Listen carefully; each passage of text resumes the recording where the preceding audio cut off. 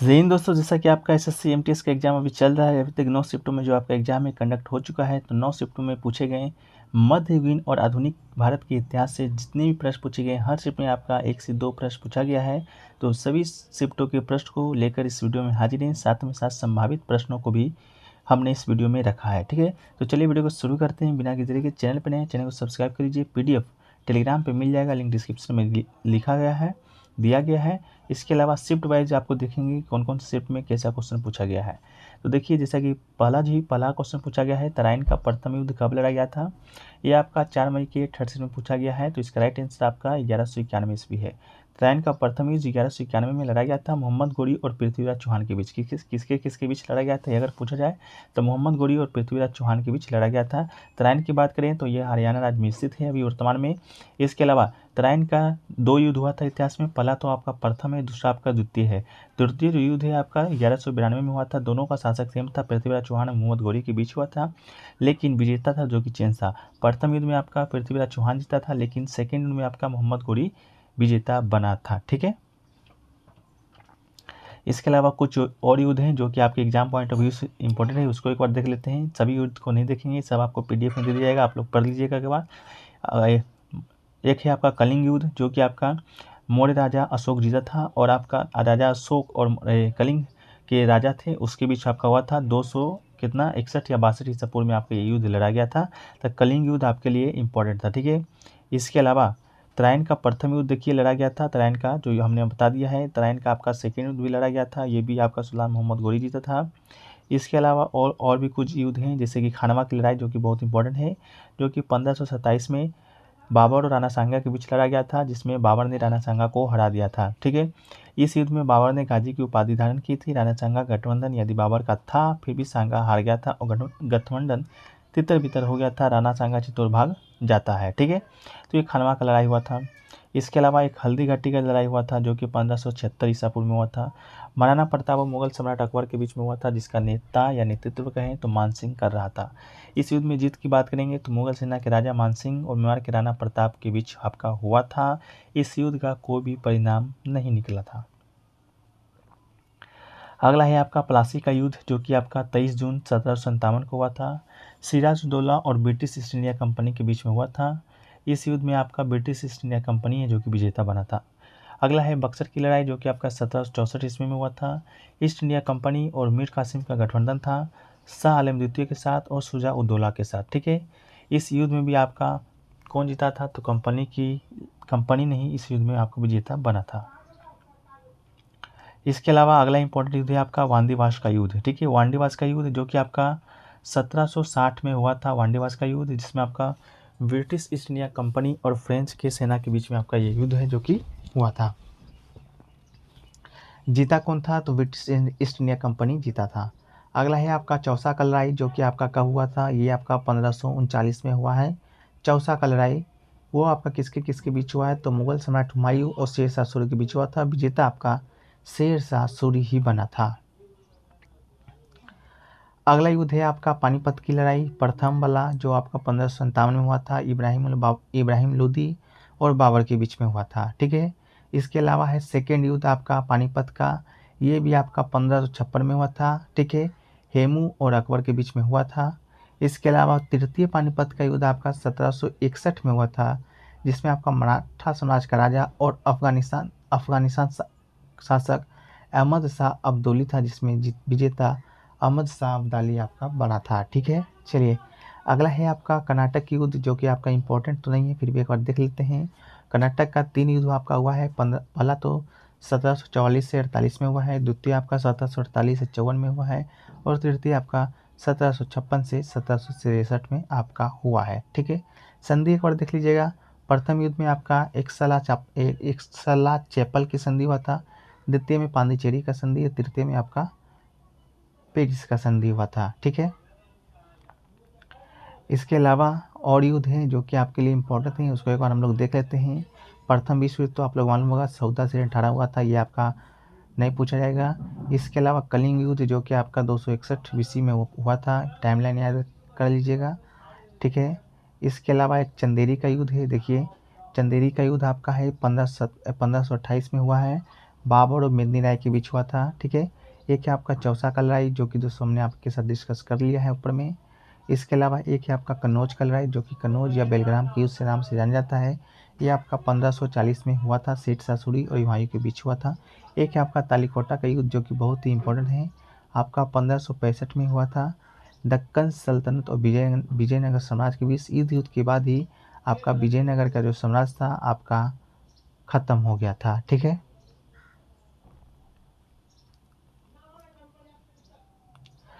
अगला है आपका तंजावुर के विधेश्वर मंदिर का निर्माण है, जो कि किसके द्वारा कराया गया था। यह आपका 4 मई 1968 में पूछा गया था।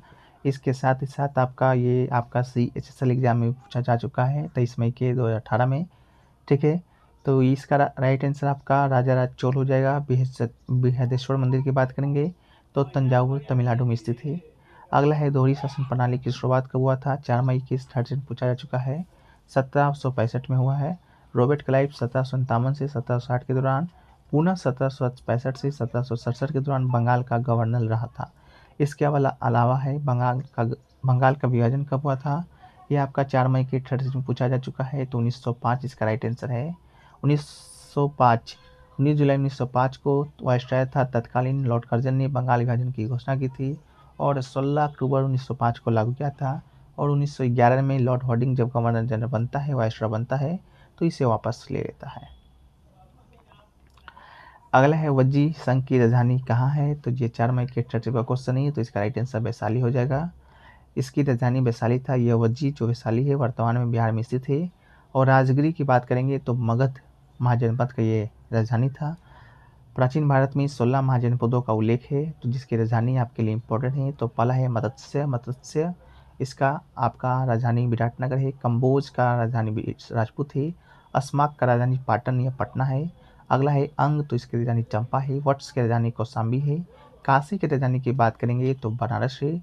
अवंती की राजधानी आपका उत्तर का उज्जैन है और दक्षिण का आपका महिष्मती है। अगला है कौशल का श्रावस्ती है। सूरसेन की राजधानी आपका मथुरा है। और मगध की राजधानी की बात करेंगे फ्रेंड्स, ये आपका गिरिवर्ज है और या पाटलिपुत्र भी आपके ऑप्शन में दिया रहेगा। अगला है चेदी का तो सुक्तिमती है। पांचाल की बात करेंगे, उत्तर की राजधानी अहिच्छत्र है और दक्षिण की राजधानी कंपिल्य है। मल की राजधानी की बात करेंगे तो कुशीनगर है और कुरु की राजधानी आपका इंद्रप्रस्थ है। इसके अलावा गंधार की राजधानी की बात करेंगे तो तक्षशिला है। अगला है कि भारत के किस गवर्नर जनरल ने 1829 में सती प्रथा को अपराध घोषित कर दिया था। ये क्वेश्चन आपका 4 मई के सेकेंड शिफ्ट का भी है और साथ ही साथ SSC CHSL 13 अक्टूबर 2020 में भी ये सेकेंड शिफ्ट में ही पूछा गया है। तो इसका right answer Lord William Bentinck हो जाएगा, ठीक है। सती प्रथा का उन्मूलन या अपराध घोषित लॉर्ड विलियम बेंटिक ने ही किया था 1829 में। इसके अलावा हड़प नीति की बात करेंगे तो हड़प नीति की शुरुआत लॉर्ड डलहौजी ने किया था, जो कि 1848 से 1856 तक आपका वायसराय था। इसके अलावा लॉर्ड कॉर्नवालिस की बात करेंगे, जिससे कि बंगाल में अस्थायी बंदोबस्त प्रणाली की शुरुआत किया था।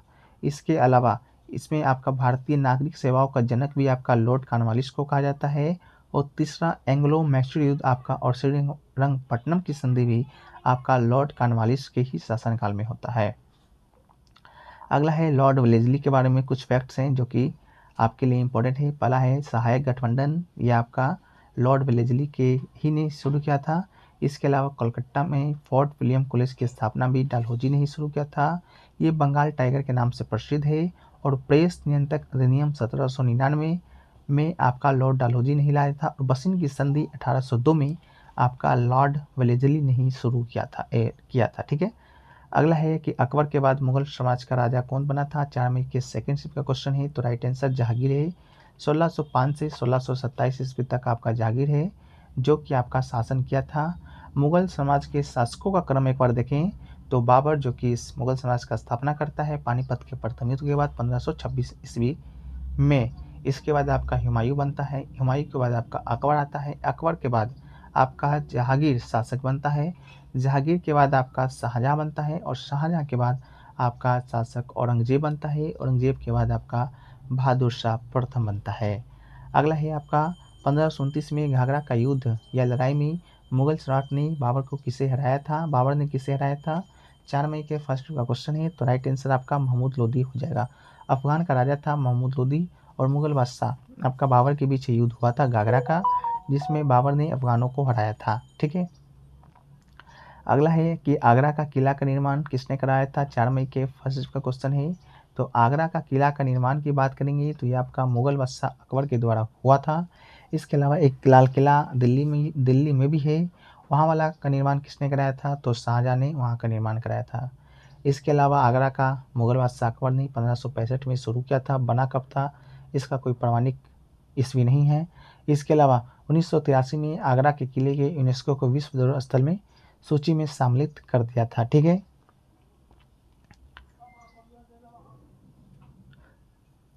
दिल्ली में और कुछ स्थलें हैं जिसकी निर्माण की जो प्रक्रिया है मध्यकालीन भारत के शासकों के द्वारा हुआ है।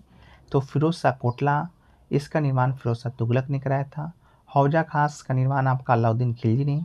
हुमायूं का मकबरा का निर्माण देखिए किसने? तो महारानी बेगम ने। जामा मस्जिद है दिल्ली का, उसका निर्माण शाहजहाँ ने। जंतर मंतर का निर्माण आपका सवाई जयसिंह ने। खिड़की मस्जिद का निर्माण आपका गयासुद्दीन तुगलक ने। एक है लक्ष्मी नारायण मंदिर, तो इसका निर्माण बिरला परिवार ने। मोती मस्जिद है एक आपका दिल्ली में, उसका निर्माण आपका औरंगजेब ने कराया था। राष्ट्रपति भवन है, उसका निर्माण ब्रिटिश सरकार ने कराया था। एक है पुराना किला, जिसका निर्माण शेरशाह सूरी ने कराया था। कुतुब मीनार, जो कि बहुत ही प्रसिद्ध है, कुतुबुद्दीन ऐबक ने कराया था। लाल किला दिल्ली वाला शाहजहाँ ने, आगरा वाला अकबर ने।